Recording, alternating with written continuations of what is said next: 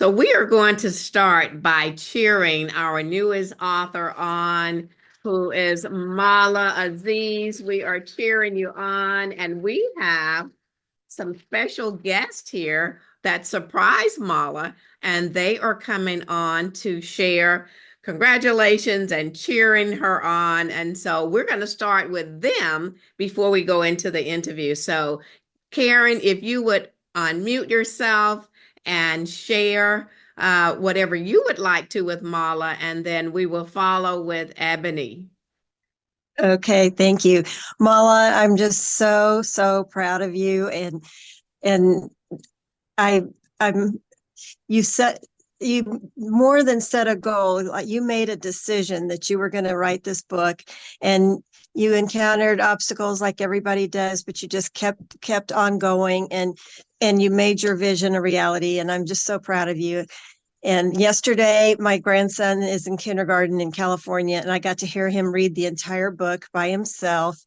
And my kids told me that he after he reads the book, he sits down and he uses the modeling, the prompts in the back to draw, and now he wants to be an artist. So anyway, I can't wait for you to autograph my copy, and I'm just proud of you and honored that you to know you and to see what you've done. And anyway, I love you and I'm proud of you. Thank you.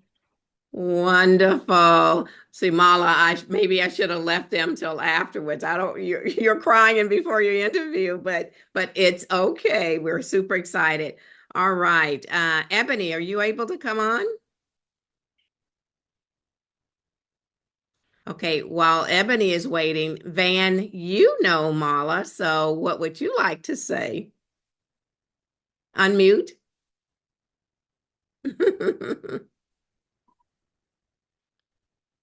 Congratulations, Marla. Congratulations. You got it done. I am so proud of you.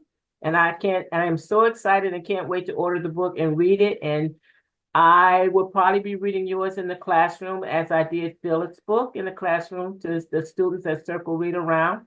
And I'm quite sure they enjoy it also. And they get excited when I tell them, when I ask them, who wrote the book, and they'll tell me the author, and then I would say, well, you know what, I know that author is a friend of mine. Like I did with Phyllis book. They get so excited. They're like, you know them. I like to say, yes, I do. So I can't wait to get it. I am excited to read it. I'm excited to be able to read it to our classroom, and congratulations once again. Wonderful. Thank you. Well, let me just say we have our Writer's Journey members here, and they are all writing their books as well. So if any of you would like to unmute and give a shout out to Mala before we start the official interview, please do so. Phyllis, are you able to hear me now? I can hear you, yes. Thank you. My apologies for my, the best I can do is have my picture on the screen because I'm driving and my phone is in drive mode. Well, so we want you to be safe, and we are recording, so you can go on and share with Mala, please. Awesome. Mala, what a joy. First of all, congratulations. I know that writing a book is a daunting task. As you know, I started writing years ago and I thought, what in the world am I doing after I got started? But I know that it takes perseverance. It takes some serious commitment and dedication to it, and the hand of God all over it for things to follow through to completion. And so I'm so glad that you were able to complete that task. I would like to get my book personally from your hand. So I want to see you when I get my book. So I will not be ordering it online. I'm coming to see you wherever you are to get my copy. But again, congratulations. What a treat. Thank you. Wonderful. Thank you, Ebony. And Mala and I are talking about some book signings at some local schools. So we will definitely let you know so you can meet us. All right. Any more congrats before we go into the official interview? Congratulations, Marla. What an accomplishment. I'll get if it's on Amazon, I'll get it. I'll order it. But I want an autographed copy as well, but I'll do Amazon. Congratulations. I know you have to feel so happy and so excited and watch God bless you through this book. Thank you. Wonderful. Well, I am going to ask everyone to mute at this time. Have you ever wondered what it takes to turn a simple idea into a published book? Have you ever wondered how you could write a children's book that would touch children across the world? Well, you are in for a treat today because our author has done just that. We are interviewing Mala Azeez. Mala, welcome. Thank you, Phyllis. Nice to be here. Oh, I am super excited to have you here. And let me just share that last year, Mala reached out to me and she had a children's book that she wanted to publish. She attended our April conference, our Powerful Journey Women's Conference. And after that, she was on fire, on a mission to move forward and get her book completed. And we are here today to celebrate that her book is now live on Amazon. So, Mala, super excited to have you. Let me just share, Mala has been an educator for over 18 years in India and in the United States. And that's where I met Mala. I met Mala at one of the schools that she taught at, and I was in the library. So I'm forever grateful that God has allowed our paths to cross and that she is now an author. And so, Mala, let's just go into the interview. If you would show your book, let's talk about the title. That's my book. How about that? How about that? Absolutely love it. Tell them what's on the front of the book. So it's about a cat, and you see this orange tabby cat. And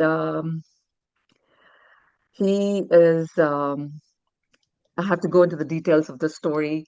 And we'll have you do I that had a in just a moment. We'll have you share the details of the book, but I wanted them to see the lovely cover, see the fat cat. And let me just say that Mala's book is one that rhymes throughout. So children love rhyme.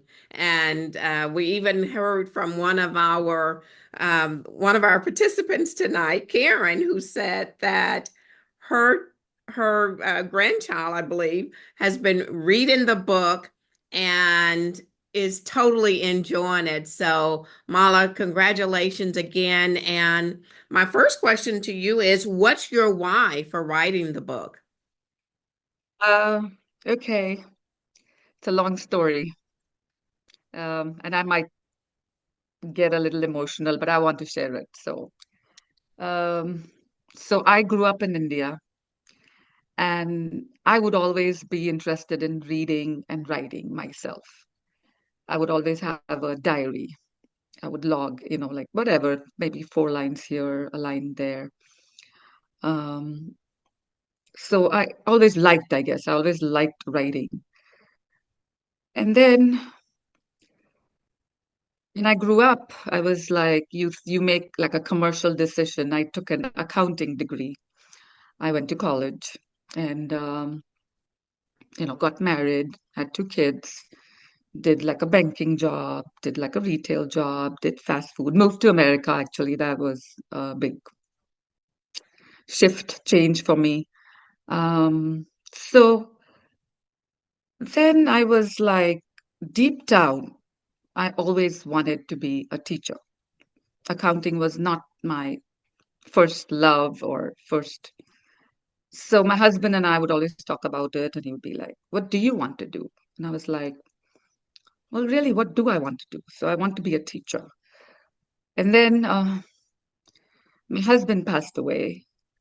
So I was left with raising 2 kids. And I was like, yeah, what do I want to do? And so I decided at 39 to go back to college and do a bachelor's of education. And when I started working over here, I was like very, very, and Karen brought tears to me. But I'm one of those person that in school, I would make a song for everything. Any, like, for example, like I still remember it now, my brain is a little foggy, I'm retired, but like a concept like prediction. Now that's hard for kindergartners or pre-K students. So I would come up with a song. I'd be like, to predict means what happens next. Take the clues, and make a guess. And I would just come up with these like rhymes or little songs. Or whenever, somebody would, come to your classroom and visit, you always put your best foot forward. So me, I'm here making songs, making little, and whenever there was like a professional development and they had to make up a song or something, they'd be like, Mala, we want a song from you. So I would just come up with these, and they still use actually one of my songs, they still use at my current school, like composing, decomposing, like composing, put it together, put it together. And I'm like what? It just comes to my mind. These things just come to my mind, and I would sing it, and then I would go to the uh, the coach or somebody and say, listen, I got this song for this concept. And they'll be, use it in your classroom. So I've always been like sort of creative with songs or poems or rhymes. So one day in school, not at the one with Karen Fisher, Miss Fisher, I love you. One day I was at school and I got really, really sick. And I ended up, they had to do a lot of scans on me. And it's hard for me to even share it today, but basically I found out I have stage 4 cancer, pancreatic cancer. And so it was hard for me to continue being a teacher, 12, 13 hours a day working. So again, I was at that point like, what do I want to do? And what will my legacy be? Like, what am I going to leave behind when I'm gone? What is it that I have? And I showed it to a couple of my friends, including Karen. And she was like, Mala, don't give up on this idea. This is a wonderful idea you have in your brain. And like I told you, remember Teresa, Teresa, Miss Jenkins. So they guided me to you. And I wanted to like leave something that children find easy to read, rhyming. When I wrote it, it was also about my cat. The story is kind of makes me think of my cat who passed away last year. And he was a little, naughty. And now we have another cat who's orange in color. So it's kind of, I joke with my daughter, it's like, it's my old cat and my new cat combined. So this was the fun part, actually. So it's become now my family joke that, what is it? Is this Kittu or is this Romeo? So at the back of my book, I have written like, I will always love Kittu. And so here it is, this book about cats that children will find easy to read and something that I wanted to leave behind. Thank you, Mala, for sharing your why for writing the book. And I know that your why is going to be an inspiration for some others who are sitting on their stories, sitting on their books, and waiting for the perfect time to come. And there is no perfect time to write your book. You just have to do what Mala did, get up and do it. Just move forward and do it. So Mala, my question to you now is, let's imagine that your books are in libraries across the nation, and I believe that they will be. We're going to do our best to help get them in libraries everywhere. And so the children are reading your books, what are 3 lessons, Mala, that you hope every child and every reader walks away with? Uh, from the children's point of view, I was also very, very inspired by Dr. Seuss. My son learned with Dr. Seuss, and I realized how easy it is. Like sometimes kids memorize before they actually read, and that's okay. That's okay that they memorize. I mean, I wanted to make it.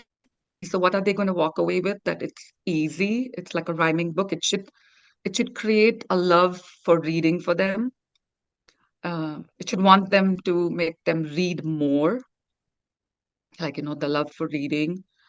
Um, I also have like nice lesson plan for the teachers, and I did say teachers and readers because parents are the first teachers at home. It's not the real official teacher.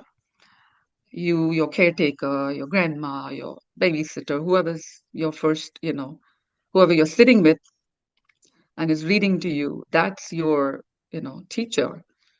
And so, as a teacher, parents would always ask me, what do I do at home? So I tried to put that too, like, what can you do before you read a book? Like, ask questions. So it's easy to read. It's got a lesson plan, and it has, children learn by doing. So it's got some how to draw at the end. It's not just there, it's step by step how to draw. So I thought that was a neat idea. Um, I thought it was something innovative. I haven't seen something like this. I could be wrong, but I haven't seen anything like that. So I was like, love for reading, lesson plan for the, whoever's reading to you, the readers, the teachers, the parents, the caretakers, and activity to do. Because children, like even the 1 and 2-year-old, can draw little, just squiggles, just circles, just whatever. So they feel good about it. So, uh, yeah, that's my, I think, 3 things that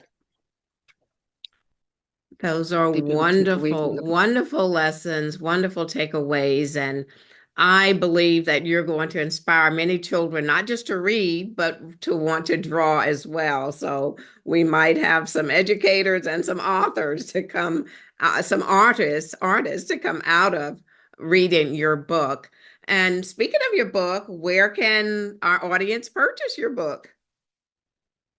Before I say that, I wanted to add that the last 1.5 year, I was being private about my uh, disease. And I know I've mentioned it to you, Phyllis, and then I realized, no, like you said, I want to inspire people that, like, not to lose hope. Like, just whenever you are ready, you do it. Whenever you're ready, whenever it's time, it's time. So don't let anything or anybody stop you or any situation, because this medicines give me a little brain fog and I forget what I'm saying sometimes. And uh, so I wanted to say that out, that I hid it from my family, I hid it from my friends. I was not ready, but I think I'm finally ready to be like, it is what it is. And, I'm grateful that I'm here, and I'm grateful that I'm alive and for every moment. And thank you, Phyllis. You inspire me, and thank you for. Uh, it's an honor to be here, and thank you to you brought some of my favorite friends from my other schools. So before I forget, I wanted to say that too. So like I said, I get brain fog nowadays, and things just don't always come out right. Well, you are so welcome. It is an honor to take a dream that you've had and help you turn it into reality. And let me just say, for those of you who are watching, whether you're battling cancer or any disease, let me say that Mala has been a perfect example of pushing through.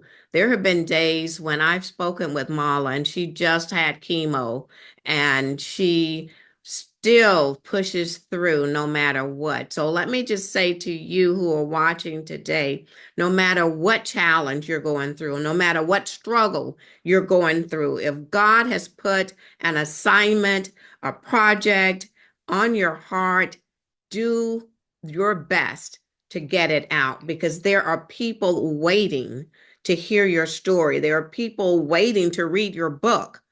If you've been listening to me anytime at all, you know that I absolutely believe that everyone has a story, and that your story needs to be told, that your story mirrors somebody else's story, and that your lessons learned will help them to come out of what they're going through. So Mala, I am so proud of you.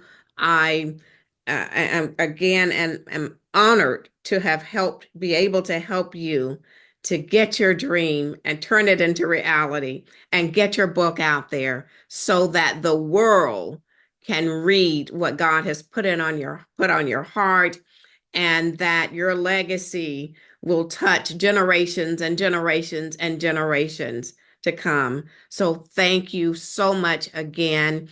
And I'm And, going to let you have and the it's on last Amazon. word. Sorry, I didn't answer your question. It's on Amazon. If you Google it, on Amazon, if you search, how about that? It shows up. So How if about you just, that? So those of you that are watching, listening, go to Amazon, key in "How About That." Mala, Mala, last name Azeez. And I'll have all that in the show notes, just in case you're driving while you're watching, while you're listening, and so that you can support this effort and this lovely book that Mala has given to the world. Mala, again, thank you so much. Thank you for showing us how to persevere no matter what. And we look forward to all getting a copy of your book. For those of you who are watching, whether this is your first time tuning in or you've come back, we say welcome back. If it's your first time, welcome. I'm Phyllis Jenkins, the founder of the Powerful Journey organization, where we help women tell their stories and write their books. We have the Writer's Journey community, which are sitting here live watching Mala interview right now. Once we are completed with our interview, we are going to go in a time of asking questions, doing a Q&A, and then a time of writing. These women are writing their manuscripts so that they too will have their books out for the world to see. And if that is something that you're interested in, just go to phyllisjenkins.com. That's PhyllisJenkins, and come on over. We would love to have you join the Writer's Journey. Thank you for watching, and we'll see you here next week. Thank you for joining us today. If you are interested in being on the show, go to phyllisjenkins.com. You can also sign up for the Powerful Journey Masterclass or the Speakers Academy at phyllisjenkins.com.